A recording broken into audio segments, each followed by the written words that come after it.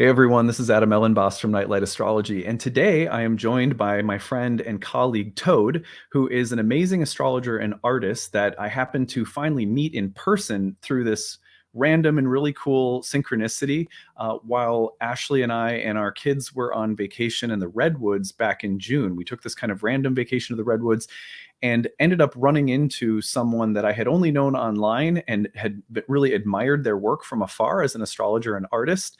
And then we got to meet her really magically. So Ashley is going to be on the show today, as well as our friend Toad, and we're going to talk about her work as an astrologer and an artist. And I want to introduce you guys to her because I think she's a magical person and a very talented artist and a really good diviner. She's really talented with tarot. She's also an astrologer too. So it'll be really fun to have her on. We're going to talk about her artwork. I'm going to show you some of the artwork that I have of hers. It'll also be like going, I'm getting some frames for it. It's going to come here in my office. Ashley will show you some of the artwork that she got from her as well. And yeah, we'll just talk astrology and art, and then tell you how you can connect with her as an artist and astrologer. And then at the end, we're also going to ask her for some of her takes on the astrology that's happening right now and into the next month. So this should be really fun. And before we get into it, as always, don't forget to like and subscribe, share your comments and thoughts in the comment section. We really appreciate hearing from you guys and what you have to say about the astrology. In today's episode, I'd love to hear your own connection with other modalities. Do you cross art and tarot and astrology and music? And I love hearing from people in the unique ways that they blend their talents and interests. So I'd love to hear from you guys about that. You can find a transcript of today's talk on the website, nightlightastrology.com. When you go over there right now, don't forget that we're in the midst of enrollment season for my fall program, Ancient Astrology for the Modern Mystic. You're going to go to the courses tab when you get over there to the website, click on the first year course. You're going to scroll down and you'll see that we begin November 18th. You can learn more about the program here on the page. There's 30 classes on the year. We go really methodically from the foundations of Hellenistic astrology up, and we kind of build our way up to have a really deep understanding of where everything comes from in astrology: houses, signs, planets, dignities. We work our way into being able to interpret birth charts in year one. There are breakout study sessions with tutors that help you. We have tutors in a group forum discussion. So we have a great staff of supporting teachers as well. Everything is taped, so you don't have to be there live. If you want to be there live, we welcome you to, but you can also follow along at your own pace. At the bottom of the page, you'll find the different registration options. Early bird saves you $500 off. There's a payment plan you can use to spread tuition out over 12 months. But most importantly, we are now taking enrollments for need-based tuition. So if you need a little help to make a program like this happen, please do apply for the need-based tuition.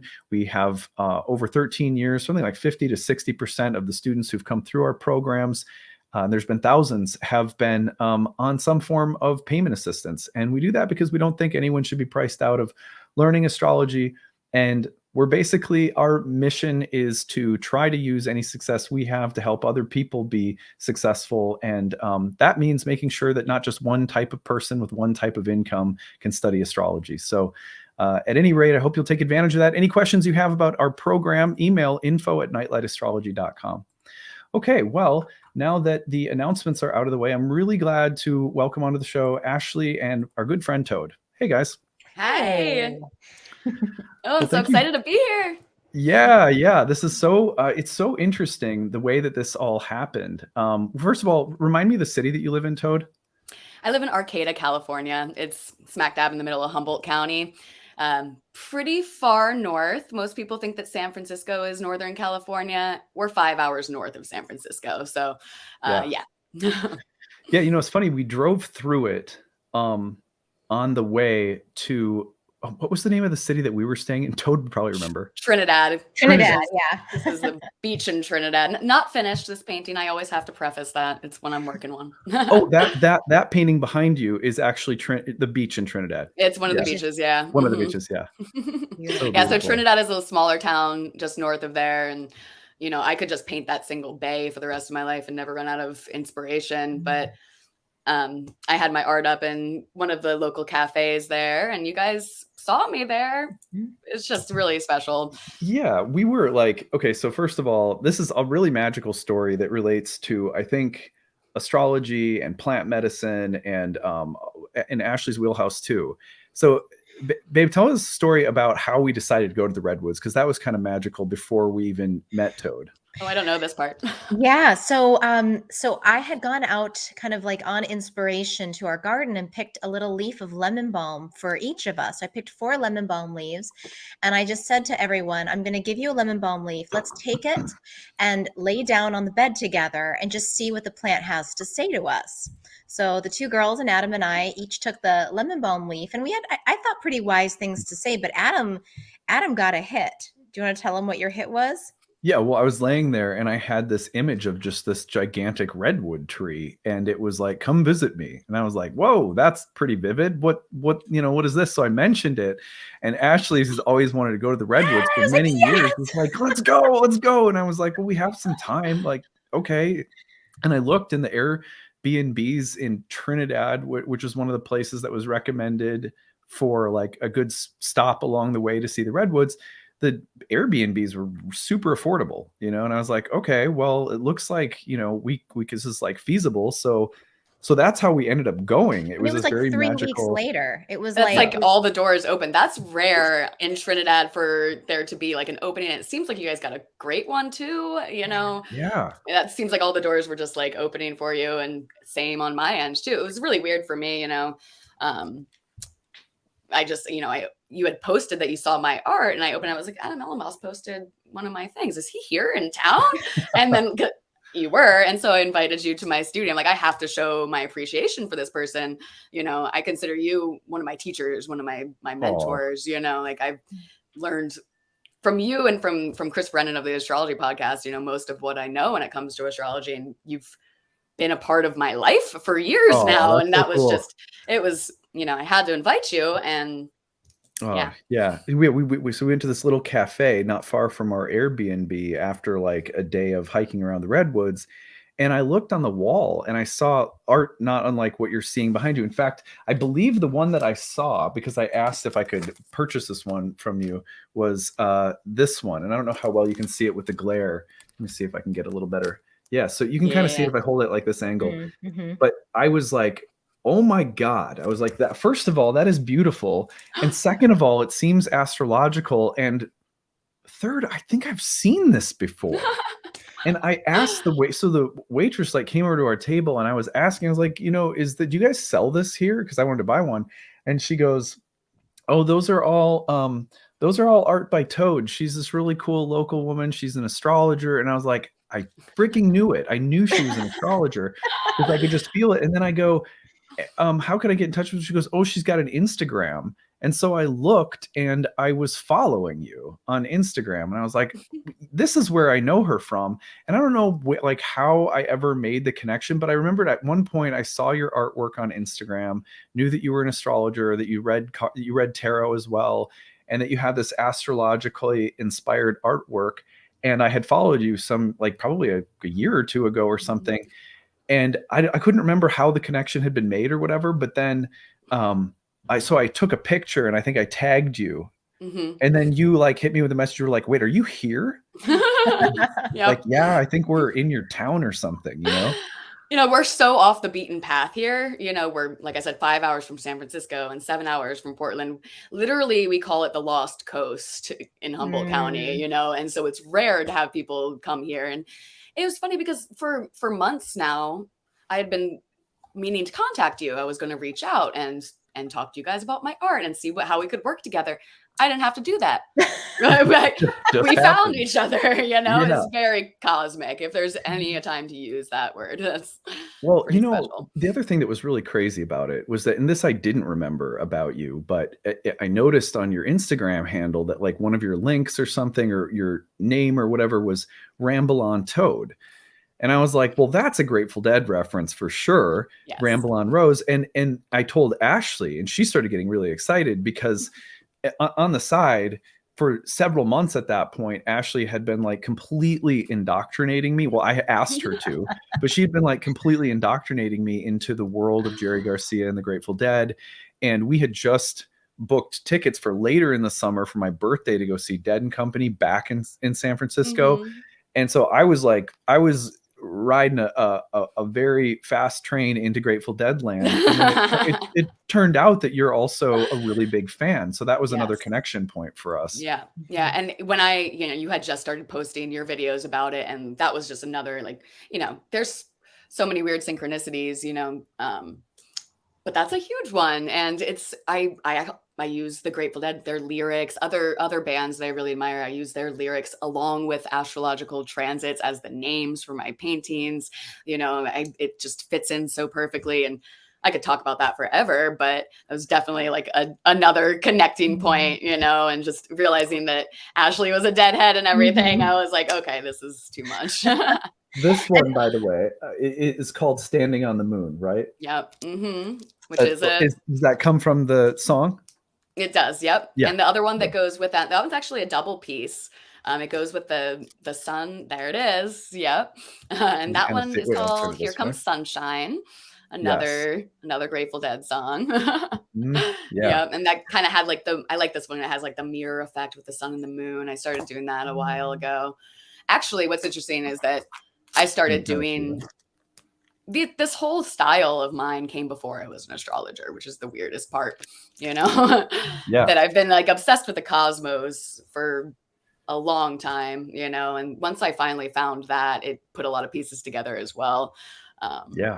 Yeah. Well, that's a perfect place. If we've got some questions for you, because I want everyone to know of you as a tarot reader, as an astrologer, and as an artist. So I just prepared some questions so that you could tell us a little bit about your story and a little bit about what you do. Perfect. So are you cool if we just jump into it? Absolutely. Let's go. Awesome. Well, I guess the first question I have is like you actually just kind of mentioned it. You said that you were into this style of art before astrology ever came into your life. So my question was going to be, were you first identified, would you say, more as an artist or like tarot card reader student, astrologer student? I mean, what kind of came first and how did they all come together? Great question. So I don't remember when I decided to be an artist. It was before I was making memory. I know that I went to my kindergarten career day as an artist. My mom put me in like a little beret and a smock, and I had a palette. So since before then, I knew I'm one of those lucky ones. I've always known what I wanted to do and what really inspires me. It's taken a lot of faith along the way and a lot of up and down. It's like, oh, maybe I should be a yoga teacher, and went on that path for a while, and this and that, all of that is kind of steering me away from my true passion, which is the art. So I chose that, that's something that, I always knew. The tarot was not something I chose. Neither was the astrology. I started reading tarot about 12 years ago. And then I was just interested in it. It interested me, so I started going deeper. I'm into the connections, when I'm interested in something, I'm just going to keep going with it. And it just kept working, and I was getting good at it. I got the feedback. And so I kept going and going. And well, first of all, let me back up a little bit and say that my favorite thing to draw always has been the sun and the moon. Ever since I was very little, my first word was actually moon, which is another interesting piece. So I've just always been obsessed with the sky and the cosmos and the planets. And so when I moved out to California, also about 12 years ago, around the same time that I got into tarot, I started doing these landscapes. Obviously, I was inspired by the beautiful nature around here, the Redwoods and the rocky coastlines and everything. It's super inspiring. But kind of with this whole mandala, I guess the mandala was really kind of how I started getting into this whole kind of radiating thing here with the rings and then the stars. And if you go and look at my art, you'll see more examples like this. But people would always ask me, what does your art mean? Like, what is it about? And I didn't really have much to say about it. I was like, okay, well, it's beautiful. I kind of related it to the Platonic triad, Plato's whole beauty, truth, and justice. I think that is what that is. Because I'm like, it's just beautiful. That's all I have to say about it. I never really thought I could say much about it at all. But then about maybe 5 or 6 years into reading tarot and getting good at it and doing professional readings, and I wanted to go to the next level. And there are all these correspondences between the cards and astrology. So I'm like, okay, I got to start doing this. I started getting into my own chart and started going deeper. I found Hellenistic astrology pretty much right away. So I'm one of those ones that I started pretty much with Hellenistic astrology, which is nice. but it clicked. And I was like, oh, that's why I do this art. And now since then, 5 years later, I've got so much to say. I've got a lot to say about it. I can go on and on talking about, it's like I found my language, basically. I always said that about the tarot. It's a language, it's an alphabet in which to communicate with spirit, if you want to say that, or just to read messages. And I kind of see astrology like that too. So I found the words that I can use to speak about my art. Really still though, it's nice looking. It's supposed to evoke a feeling. Yeah. I mean, I think, for example, of I've been reading Jerry Garcia's biography, and to pull a Grateful Dead reference, and they were talking to I'm going to forget his name. Robert Hunter, is that his name? Yeah. Yeah. So he's the kind of songwriting companion of Jerry Garcia, and he said something along the lines of people are thinking too much about what all the lyrics mean. The real question is, how do they make you feel? Yes. Yeah. Because really, once I make it and once I put it out into the world, it becomes yours. It becomes what you want of it. You're the enjoyer. You're the viewer. Do what you will with it. I only can go so far with that, and then it becomes something that you appreciate. I love these are so beautiful. Let me just go back and show people some of my favorites that we have here. This one to me is like, oh my God, look at that. Yeah. I feel big, like, just so you know. Yeah. That's amazing. Yeah. It's an amazing piece. It feels like, you're tapping into something, for me, that's both astrological, but there's a psychedelic flavor to it as well. I mean, I don't want you to, you can plead the fifth if you want, but would you say psychedelics have played a role in your art as well? Oh, absolutely. Absolutely. I can't say that it didn't. I don't think that it's hard to say that that's specifically it, but it definitely plays a part in it. I had some of my first psychedelic experiences actually with, ecstatic bhakti yoga, but I was also doing, I started that at the same time that I was starting to explore psychedelics and starting to get into music, so it all kind of blends together. I love that we, by the way, have like we've found out that we have a background in both having spent a little bit of time in the bhakti yoga world, which is, I thought that was another kind of magical connection. Very much so. Yeah. That was something that really drew me to you initially, because, you give just as enough spiritual in with the astrology that it just made sense to me, the way that you see things. I think that has a lot to do with that, and with the psychedelic background, because I know that you've studied, and not just in the whole, I'm going to go to Grateful Dead shows and do a bunch of L, and, it's more meaningful, and it can be more meaningful, but it can also be that too, because life is about having fun. And one thing that I really learned from the tarot and from astrology, part of my belief, is that we came here to have fun. And so, but it's about like the long-term fun. And sometimes, I'll never forget, by the way, I have to say that this is just so interesting to me that you would mention also that the tarot, and it's not, Grateful Dead's not the only band that has a meaningful relationship with the symbolism of the tarot. Right. So I was going to mention too, when he mentioned Robert Hunter, you see it a lot in his lyrics, but when their band started, they were studying this stuff deeply, astrology and the tarot. They got their name from, speaking of divination, he just opened the Tibetan Book of the Dead and pointed, and it said Grateful Dead right there. That was Jerry who did that. So it's like bibliomancy or something like that. Right, exactly. Yeah. Just kind of dove right in there. And I think that, it just infused all of their work. And, LSD, they were part of the psychedelic counterculture at the time, with Timothy Leary. They were all hanging out in that counterculture in the 60s in San Francisco. So they were part of changing the collective consciousness in a way. There's, these chemicals, like it or don't like it, opens up new pathways in their brain, and with the psychedelic movement and the new age movement and the age of Aquarius, as you could call it, was so interesting to me, the similarities in the astrology that was happening in the late 60s and what was going on in the past couple of years too. It's all full circle, but yeah, it's hard to see the lines. Yes. but Yeah, we all people blend always together. like people will be like, "Oh, you must like my channel and the content that I create." They're like, "I can so tell that you've done psychedelics." And I'm like, "Yeah, that's good. That's good. I hope that there's a good amount of people who also can't tell." And Right. as long And as there's sort of a balance of both, then I feel like I'm in the right space.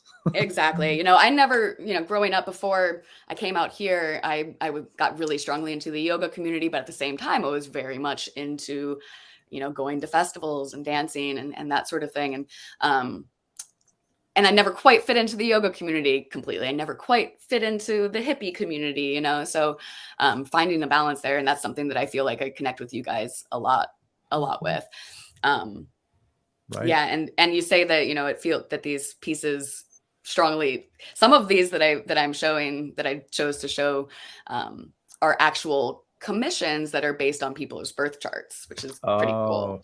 That's really So cool. Yeah. So, well, I'm going to let Ashley keep going with the questions, but we're going to yeah. come back later in the Yeah. questions and ask you Mhm. to tell us all about the offerings that you have. But I want to come back to that one. Cool. Yeah, because I think that is, I mean, the idea of being able to almost channel. I was thinking about in the Garcia biography that Adam and I are reading. Jerry says that like music is like is a language. It's like it's pre-words, and music goes back before language. And as you were talking about art and how you communicate, it's like your art is a language, like music is a language. And Mhm. I just feel like your art communicates. Like there's information in there that's non-verbal and non-linear. I mean, there's a Yes. lot of linear information, but I feel like there's so much wisdom that comes through your work. And that was just such like, that idea of music and art being kind of parallels. I think that really stands That's out to me. so beautiful and means so much to me to hear that. Thank you. Yeah. So I do have a question about like when your art started, do you have like a favorite piece, or like what was like, tell me about the first piece that you made when you were like, oh wow, this is the beginning of a new era. Interesting. It was when I moved here, I'd say I hit something, at the time I was still doing a lot of printmaking. I studied printmaking at the University of the Arts in Philadelphia. I quit eventually, but for a while I was studying it. And so it was a piece inspired by the Redwoods with the light coming through, light coming through the trees, and it was a feeling, and I really tapped into that. But it wasn't really until the first show that I did in Humboldt County when I first showed. I'd done some art shows back in Philadelphia, and then I had traveled for a long time. I moved to Italy and came back here, and I was pregnant with my son at the time and had been stockpiling some drawings, and I put them up and made some prints, and they all sold out. The originals and everything, and that just told me, okay, so this isn't just something that I see. Of course I've been told like that I'm good at art my entire life, but there was something about it that I was like, okay, I'm supposed to be doing this. People appreciate it. It's not just for me. And that really got it going. And then from there, I really, really put myself into it. And I really, Yeah. Yeah. Wow. Yeah. And there's no way I would ever stop. I always say that I can't stop. I won't stop. But from then it's been really trusting as much as I can, because when it comes down to it, if I were to have to get a full-time job and then be a mom on top of that and a wife and all the things, I'd be too exhausted to then keep creating like this. There, you don't have that much time. So in order to keep creating, I gotta do it. I gotta put myself out there, and I gotta share it with the world, because actually this painting is kind of become about this, the whole sun, and the higher purpose part of it in traditional astrology, and the sun being, okay, we all have this light that we have to shine. Not all of us are the creative ones. Some of us are supporters of creators, or nurturers, or we all have our light, and we have to go out into the world to share it. And then that fills other people up and inspires them, and then that fills us up, and we can bring it on back home. Something about this movement coming back home to the sun so that we can shine it out more. Of course we can keep things to ourselves and everything, but It has been a lot to kind of put myself out there. I am a 12th house sun. Yes, I'm a Leo, but something about it being in the 12th house makes it so that, okay, I get the attention. I don't necessarily want the attention. I've had to really put myself out there. And I do live painting now and doing events and doing stuff like this. I started teaching classes. I'm working, all this stuff. So it's been having the effort, but inspired effort, Beautiful. And getting that confirmation, that one art show, like, oh, and I feel like people on like a spiritual path and people that study patterns, it's like when you see them happening in your own life and you're like, oh, energy's flowing, money's coming in, like there's support, there's interest. It's easier to trust that when you have been studying patterns and symbols. Like, yeah. oh, it's happening now. Yep. And it seems like you really just caught that wave.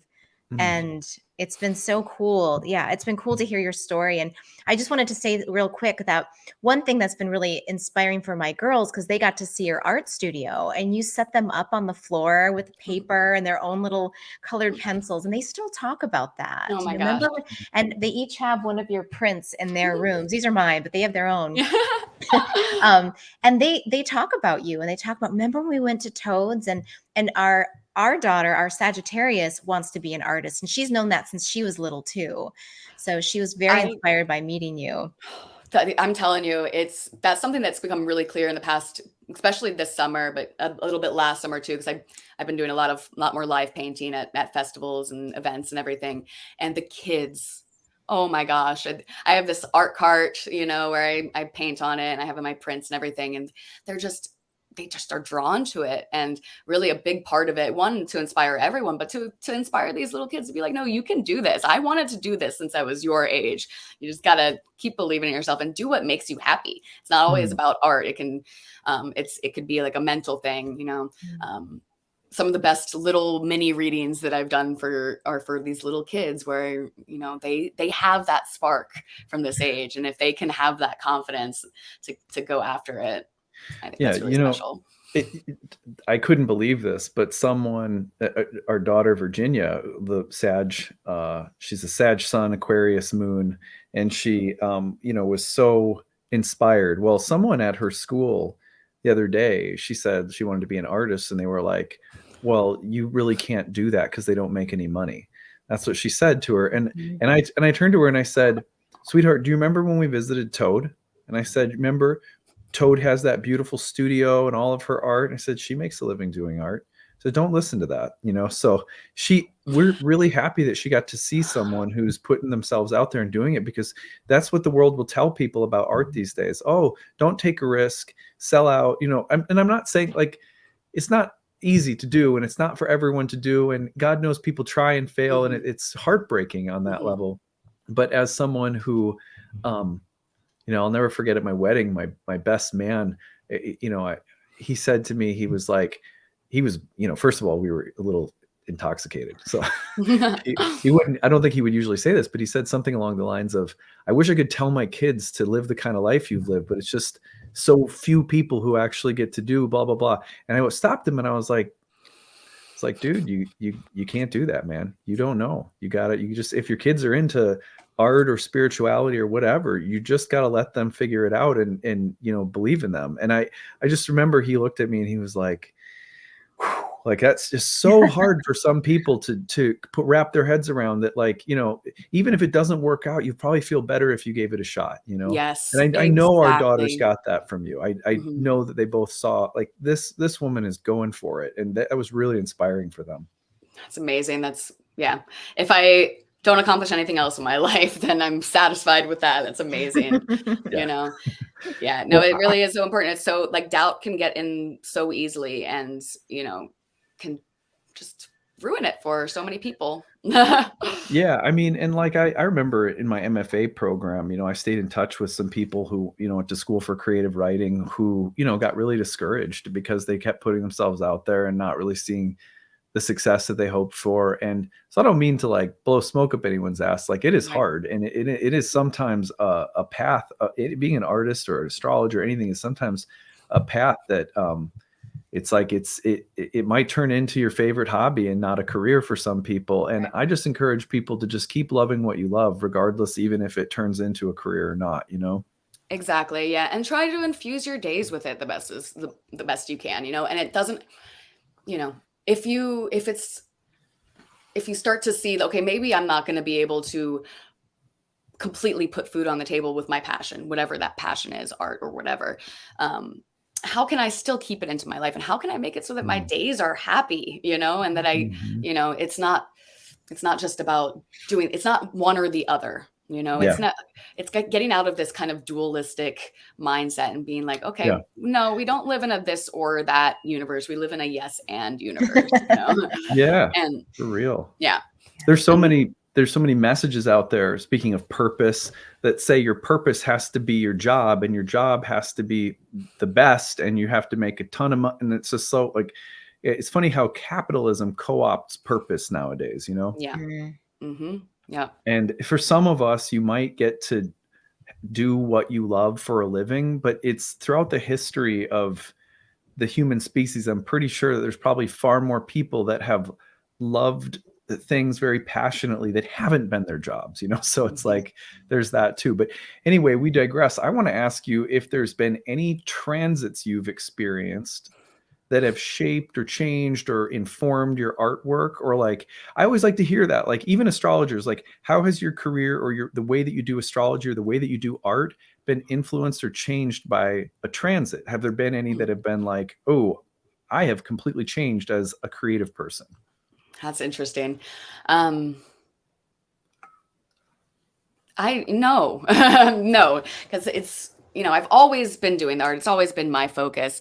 One thing that I would have to say, as soon as Uranus kind of went into Taurus for me, things did start to change. I think that was really around the time that I started to infuse my two professions, or my two passions, or my three, or I've got many passions, you know, I kind of got to narrow it down. So I do have Gemini in the 10th house, and people often say, okay, if you got Gemini in the 10th house, multiple things. And then I have Jupiter in Gemini, which we know is in its fall and can sometimes be, okay, an explosion of things. You do got to kind of narrow it down. But so having Uranus go into Taurus there, and it's up there, right? And I feel like it's, when things are higher in our natal chart, I feel like it's kind of coming in like this. And Uranus has that kind of electric stroke of insight kind of thing to it as well. But that's when I really started to get these downloads on doing the birth chart paintings, you know. Things were really clicking with tarot and astrology and how that all can fit in. And I was just seeing how again, it's not a this or that. It's not, it's yes and. And so that's been really, really cool. And it's still happening. Uranus is, you know, we're going to be having the Jupiter-Uranus conjunction, but then Uranus is then, once it goes into Gemini, going to hit my early degrees Jupiter in Gemini. I'm going to have my Jupiter return.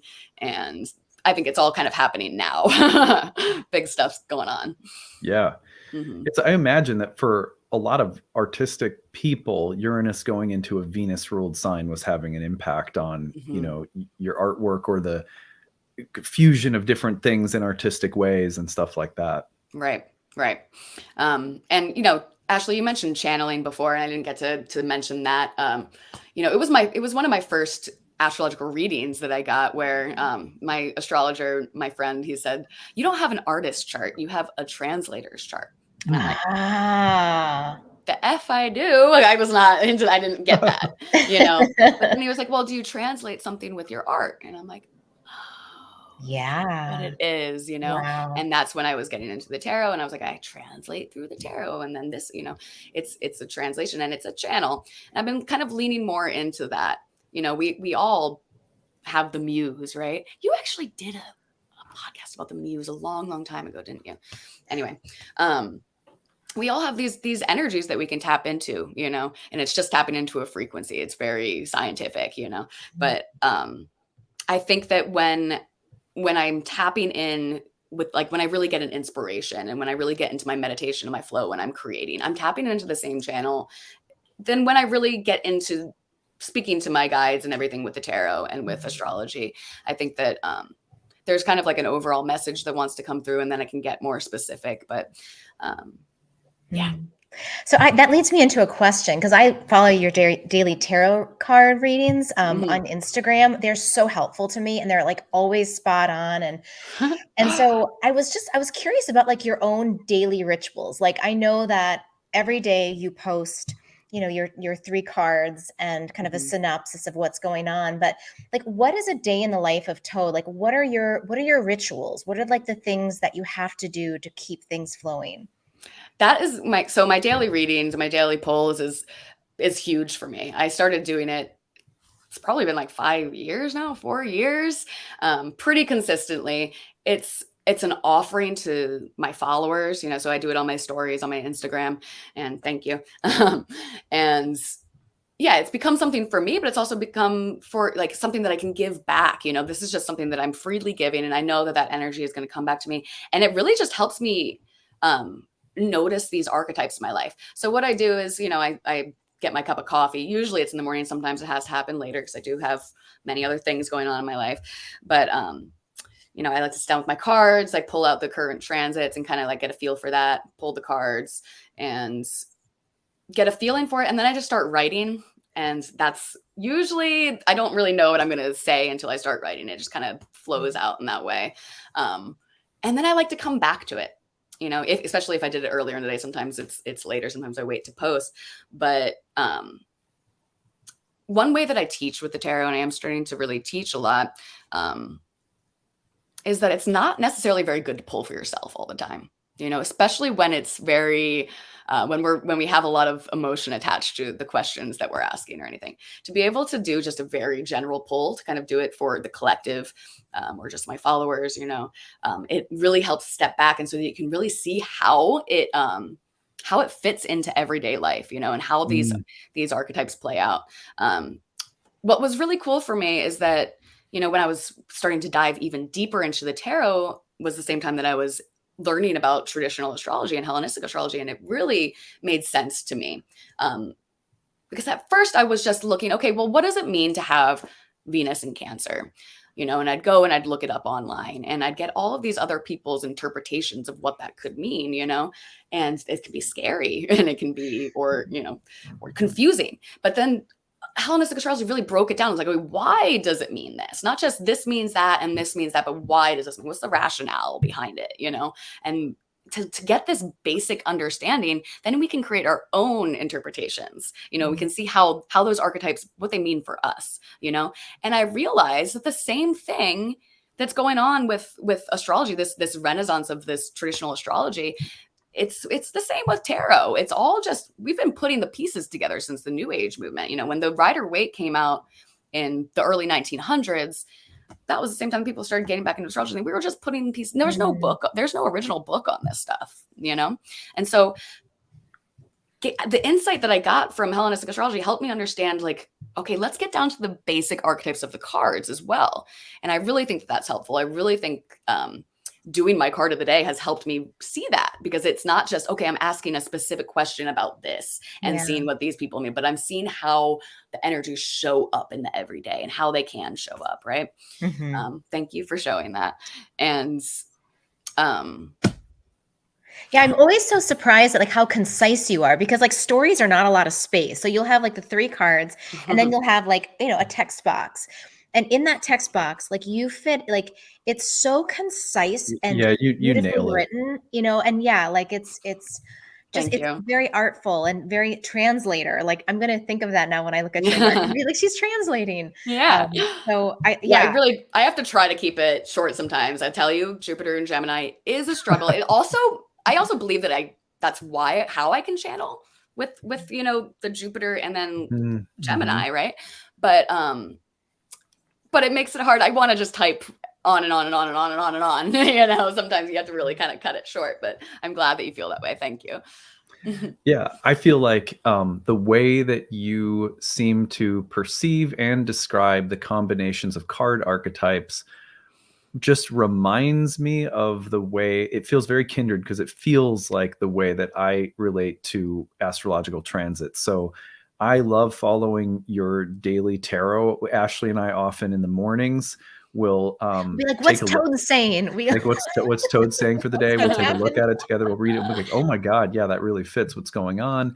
And it just gives another lens through which to look at things. And to me, the fact that you've studied Hellenistic astrology too, it shines through. Like, if people like my work, in other words, I think, and you like the Hellenistic astrology piece, I think that you'll really pick up on Toad's incorporation of those Hellenistic astrological frameworks, even though she's not talking about them explicitly. This ancient system is hermetic, and there's something very hermetic about the way you read cards. And so I'd just say that there's a similarity there that I think this audience would really appreciate. Thank you. Yeah. I'm so appreciative of this, because really right now, just trying to gain more of a following, again, sun in the 12th house isn't always the easiest to shine the light out. And, but yeah, we need to support each other and fill each other up. Right. And that's why I wear this hat. And like every time I wear this hat, and like you gave me some business cards and I have them in my wallet. So when I wear the hat out, people are like, where did you get the hat? I was like, girl, I got you. Thank you so much. Oh yeah, no, but you do such amazing work. This hat is yours, and it's got like even got artwork like on the inside of it, which is, like a secret. That's a very 12th house touch. Yeah. Right. Yeah. I don't want to go ahead. Sorry. These are going to be going, by the way, just to show off more stuff. Those two spaces on my wall right there have Bhakti art. And I still have a lot of Bhakti art, but I'm slowly kind of, just incorporating other elements of my interests, since Bhakti isn't as primary for me any longer. Well, don't worry. There's some Bhakti in there too. Yes, there definitely is. Bhakti just means devotion. There's tons of devotion in your work. That you can see that those two spaces right there will be where the framed prints end up. So that'll be done as soon as I get off my ass and go to the frame shop. Right. Here are there you go. Yeah, I just wanted to say these two are like, these are my little babies, and they sit behind me, and I feel like they're it's like a mandala. It's like you can meditate on them, and just kind of get lost and go into some pretty meditative, deep spaces. And I love that. There's so much contemplation that can happen through your art. I get that a lot from people, and it's so nice to hear, and it's beautiful. Well, it's my meditation, I'm sorry to talk over you guys. I'm just aware of the time, and we do have a little bit of a time constraint today. So one thing that I want to make sure we do before you leave, two things. One is I want to hear if you have any astrological takes to share with us about, anything. We're coming in towards late September right now, heading into eclipse season. What, if anything, is on your mind as an astrologer and tarot reader right now? If you have any takes to share with us. And then before we leave, I want you to tell people like what kind of services you provide and how people can reach you. Of course. Yeah. So I've been looking at this month for a while. It's a big month. I usually, like you, I don't go straight to lunations. I think as we start to get more and more into astrology, we lean away from just like, the full moon and the new moon is what we kind of tune into when we're early, but it's more about, okay, what else is going on around it? But then also coming back around, I'm really seeing how, lunations and the moon itself really anchors the other transits that are happening into reality. It really kind of sets things into motion. And we know the biggest story that's been going on is this Venus retrograde, and I thought it was really interesting how this full moon coming up, the full moon in Aries, right? So it's the first one we have in Aries. We're getting close to the nodes here. So I think that this is a taste. I really think it's interesting that it's coming at the exact same time that Venus goes through her last square to Uranus. Okay. After her retrograde, she went through all three. And so it kind of feels like this one, and then also the next new moon after that, which will be fully an eclipse, are really, it's if there's anything that we haven't done. Okay. So with the whole Venus retrograde, I believe that it has been a lot about our passions. All right. Mm-hmm. And this fits in perfectly with what we're talking about. So do the cards that I pulled to kind of inform me about it. But being in Leo Leo being ruled by the sun, it having this fiery purpose to it. The fact that the nodes are switching into Libra and Aries has this like, very human kind of fiery, and Mars being conjunct with the node as well. How are we setting up our life so that we can have more of our passions in our life, so that we can enjoy our life more? I like to call it the long run good game. And so ever since this last full moon in Pisces, I think it brought up the story of Saturn in Pisces again, right? It was conjunct with that. And so Saturn moving in there, it was about cleaning up the messy parts of our life, right? And we're like, okay, we need to restructure. We need to clean. We had all the Sun in Virgo, the Mercury retrograde, figuring out how to restructure, how to reorganize and everything. And then Saturn's going retrograde. It's really interesting how it's going all the way up to the very first degrees of Pisces again. Because it's like, okay, well, I was starting to rebuild here, or build, or whatever it is, or clean up. But now it's like, wait, if I'm going to build, I want to make sure that the foundation in which I'm building from is from what makes me happy, what lights me up, what inspires me, what gets me out of bed in the morning, right? It's so important. I think that that's a lot. Generally, it's going to be different for everyone according to, other things, what's going on, and that can show up in so many different areas of our life. It can be about relationships. It can be about your work. It can be about where you live, or just what you do from day to day. These are our little decisions that we make, right? So like I said about the moon kind of anchoring these, I think the full moon, these lunations are really going to set things going. Uranus is definitely going to like give us any kind of extra push to make the changes that are necessary. It might be big for some people. It could be big. It could be big tower moments, as I like to say. Now, you've mentioned this before on your channel and everything. I didn't pull this card, but I have it out just to show it. It's the Tower. Because it's very Uranian with the lightning bolt coming in here. It's almost like a strike of insight, but it can be very physical as well. Like, okay, the tower was built on faulty foundations, so it needs to come down. And I always say, these are the 3 cards that I pulled to kind of inform my readings. And I know you do something similar with the I Ching. And so that was another connection that I made with you. So these were the 3 I pulled. I got the Lovers. Perfect. 8 of Cups and the 4 of Wands. All right. Ooh, so interesting. Yeah. And the Lovers I'm really glad that these cards came out, because I talk about these cards in pretty much every reading that I do. They're so important and very integral to my teaching. So the Lovers is when we start to build. Now, whatever we're building at the Lovers can either become a tower that is gonna explode or fall down or crumble, or it's gonna last, Now, we can't avoid tower moments. There's always going to be shadow to uncover and new things to learn. We learn through Lovers. We learn through choice, right? I always say, this is the toadism. I always say that the Lovers is called the Lovers card because who we choose to be with is one of the most important choices we make. But primarily, this card is about choice. It used to have 3 people on it before the Rider-Waite Smith brought back these cards. He used to have 3 people, 1 man and 2 women. And it was very much illustrating more about these choices that we make in our life. And, the 4 of Wands, I relate this also to the Tower, because 4 is a very foundational number. When we can build and make sure that we have all 4 elements kind of in place, for whatever it is, is my heart being fulfilled? Is there empathy and compassion? Do I feel fulfilled on like a psychic level in that way? Am I intellectually stimulated with the air element, the swords? And is there commitment and trust? If it's a job matter, can I actually put food on the table? Because we are physical living in human bodies. That's the Pentacles, right? And then of course there's the Fire, which is that passion, that creativity, the sexuality, right? And this is about being honest with yourself about what makes you happy, what really does get you out of bed in the morning. There's no walls to this structure, right? And all the people are coming out of the walls of the city to celebrate. And it's like, okay, no, I know I'm building from a firm place here. So whenever we are settling, when we're settling for something, like when we're talking about the real stuff, like those real deep things that we want in our life, we're actually taking the tempting path. With the Lovers, there was two women. One was the queen of the heavens and one was the temptress. Okay. And, that temptress path is when we're making choices based on fear.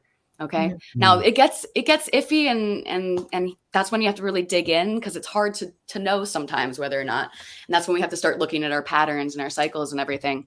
But, if we're making a choice based on fear, it's eventually going to turn into a tower moment. If we're denying something that's really integral to us and our passions, particularly, that's going to either, if you're building on 3 instead of 4, you keep building, it's going to get rickier and rickier and rickier. It's going to collapse eventually. Right. Or if it's just a little bit, you're just going to wonder your whole life. Like you mentioned earlier, just wonder, if I don't try this now, if I don't know if I can do this or not, then I'm, can't live like that.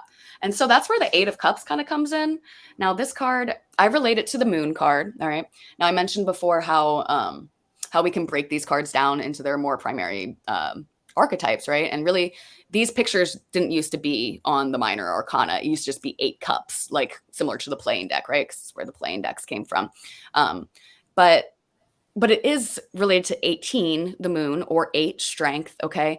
Now, 8 cups is good. It's very comfortable, but it's not the 10 of cups, not the 9 of cups. We want more, And so this is about making that push, big or little, in order to have more Venus in our life and more Leo, more passion, more purpose, what lights us up, what gets us out of bed.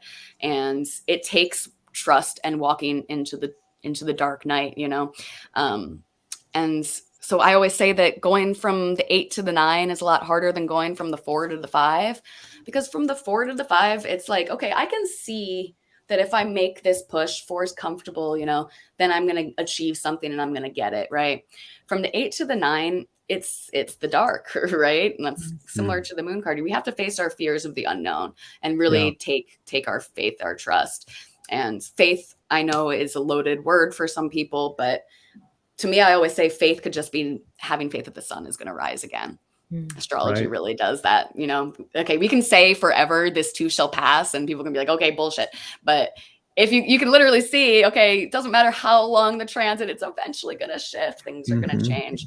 But yeah, so this is about making those choices to have more stability based on our passions in our life and needing to make the little pushes in order to get that. Really, really just advocating for ourselves, and it takes, so anyway, if you haven't made the changes already, I think Uranus by this full moon, if not by that new moon, it's going to get us going and really set us up for a life of more passion and happiness. I love the way that you connected those archetypes. I mean, the full moon as a trigger point for a lot of eclipses coming up in the signs of Aries and Libra. The full moon happening at the same time that Venus is square Uranus. I like where you went with Saturn kind of retrograding all the way to that first degree of Pisces and then turning direct, especially since Pisces is the exaltation of Venus. It strikes me as a restructuring in service of Venus for that reason too. And I really like that connection that you made. And I do think that we've been through such a process with Venus Uranus of like, is your life helping you move toward things that you really love? And also like the feeling that I got when you were bringing up the 8 of Cups was that there's some uncertainty and risk, an emotional risk involved in following something that you really love, like we were exactly like we were talking about earlier. I love perfect. that. That was a really nice movie. This is why I love following Toad, you guys. She's really awesome. Magic happens around Toad. Totally. Last question before we go is just, what kind of offerings and services do you have? And I'm going to bring up your website and your Instagram. Tell people how they can follow you and learn more about what you do and order prints if they want to, or commission artwork or whatever else. Okay, great. Thank you. Yes. So I have this website. It's artbytoad.com. Okay. And you can also follow me on Instagram if you're on Instagram. That's art.by.toad. And there you can get, a full, like, detailed shots, videos of all my work. You can get a closer personal view of what I do. On my website, you can go on there and go into the menu. You can see I have paper prints and I have canvas prints. Unfortunately, this website is not an official shop, so you will have to contact me directly, but there are buttons there that you can click. It'll send you to a contact page, and you just tell me what prints you want once you decide. Now, this is all to support me so that I can be doing these bigger paintings, so I can really be doing what I want. This has become 2 jobs. My husband is really taking over the more administrative part of it so that I can actually do the creative work, you know? But one exciting thing, like I said, that brings in my 2 passions is I started doing these birth chart or chart-based commissions, where if you have a special day, either your birthday or it could be a gift for someone. I've even done, I've done a composite chart. I've done an event chart, you know. I do a piece inspired by a chart or a day that means something to you. That's so cool. I'm super stoked, and people have really been loving it. And I know you do the same thing with your courses, where you make it so that everyone has access. Hi, hey, sweetie. I like to do that with my art as well. I want to make sure that everyone has access to good art, and it's not just a bunch of hippies throwing tapestries and Grateful Dead posters up on the walls that we call have nice art. But yeah, so from very small to very big. Now I do only have so much room on my commissions list, so it does fill up, but you can get on a waiting list for that, or you can buy prints that I already have. I do have ones on there that that are named after certain transits and everything that might speak to you. But yeah, you contact me, we talk about it. We can do a reading. We really go into the chart and see what really speaks to you, what you're really proud of in your chart, or you just give me free reign and I channel the energy of that into the piece. And it's been going really well. And yeah, so that's something. Yes, you can buy prints. Yeah, readings. Oh yes, I do readings too. I also am, one thing that's very exciting is that I'm starting my official tarot course. I'm recording lectures right now that people can buy off my website so that they can learn this kind of way of reading the cards. And I'm really excited about that. It's kind of like traditional card reading, and people are going to be able to buy like separate lectures. So stay tuned for that. I do also private lessons, which a lot of people have taken me up on. And then I do personal readings. My personal readings, you can just book that on my website as well. You can DM me on Instagram. I pull up to 100 cards. I do it in a very non-linear way. I pull the chart up. It's not like a normal astrological reading. I can do that if someone wanted to come to me and get just like a breakdown of their chart, they could. But what I do is a little bit different. I use the cards and the chart to kind of just see where the messages need to come in, and then we go deep and we get into the nitty gritty. And yeah, so like I said, I have tiny little pieces like the ones that Ashley showed, up to very large canvas prints and original paintings, and it's just a huge support. We're looking for more support so I can be making more of this and bringing it out to people. Yeah, I'm very grateful. I'll never forget, just the magic of connecting with you in Trinidad and going down to your studio and seeing you and where you make your art. And I knew that it was going to be a magical trip, because when we got in the first morning in the grocery store, it so happened that someone at the grocery store watched my channel and was friends with a student in one of my programs. And then the next day we met you, and it was like, okay, people in this neck of the woods are, first of all, I found that they're just like kindred spirits. Like I was making lots of connections there, and then we met you, and it was very magical. And I just hope that everyone will take a moment to get to know you and your work, follow you on Instagram. You can find her on Instagram, Art by Toad. Next time, I'd like to have you on again and maybe do some tarot. We can promote your tarot course, have you throw some cards for us, or maybe teach some parallels between planets and card archetypes or something. We'd love to have you back. Yeah. It's been such a pleasure. I was nervous, but you guys, just talking to you is so easy, it's very natural, and I'm so stoked to be on it. I'm so stoked to start this connection, and here we are at a new moon. So right, let's get it. Let's do it. Yeah. I'm so excited to be back. Yeah. Thank you so much for having me. Yeah. Absolutely. Yeah, and thank you everyone. Yeah, thanks for your support. I'm happy to be here. Thank you guys. Ashley, anything you want to say before we go? Just that you feel like family, Toad, and I'm just so glad that our paths crossed. Seriously, I can't wait to go see a Dead show with you guys sometime. Yes. Oh my God. Totally. Yeah, That's gonna be it. Yeah, For that sure. sounds awesome. For All sure. right. All right, thank- have fun, guys. Yeah, thank you everybody for listening, and we will see you again soon, and we hope to have Toad back on. And in the meantime, remember, you can check her workout at artbytoad.com. Instagram is art.by.toad. Thank you so much for being here, and we will see you all again next time. See you. Thank Bye, you. everyone.